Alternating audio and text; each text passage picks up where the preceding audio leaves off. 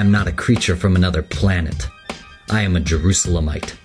I have a few things to get off my chest. Because I am not a diplomat, I do not have to mince words. I do not have to please you. I owe you nothing.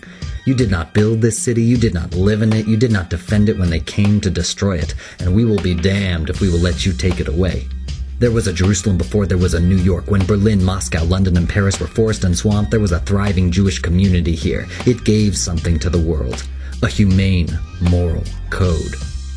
Here the prophets walked, their words flashing like forked lightning. Here are people who wanted nothing more than to be left alone, fought and died on the battlements, and finally led away into captivity, swore that before they forgot Jerusalem, they would see their tongues cleave to their palates, their right arms wither.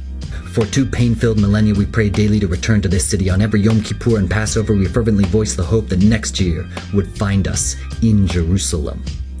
Your inquisitions, pogroms, expulsions, the ghettos into which you jammed us, your forced baptisms, your genteel anti-Semitism, and the final unspeakable horror, the Holocaust, and worse, your terrifying disinterest in it. All these have not broken us. Do you think that you can break us now? I have watched this city bombarded twice by nations calling themselves civilized. In 1948, while you looked on apathetically, I saw women and children blown to smithereens after we agreed to your request to internationalize the city, and the savage sacking of the old city, the willful slaughter, the wanton destruction of every synagogue and religious school, the desecration of Jewish cemeteries, the sale by a ghoulish government of tombstones for building materials, army camps, even latrines. And you never said a word.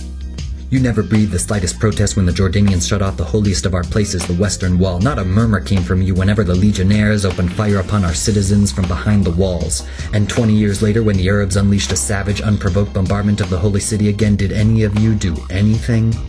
The only time you came to life was when the city was at last reunited. Then you wrung your hands and spoke loftily of justice and the need for turning the other cheek.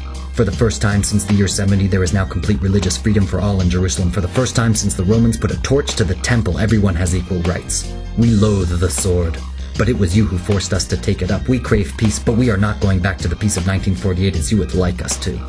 We are home. It has a lovely sound for a nation you have willed to wander over the face of the globe. We are not leaving.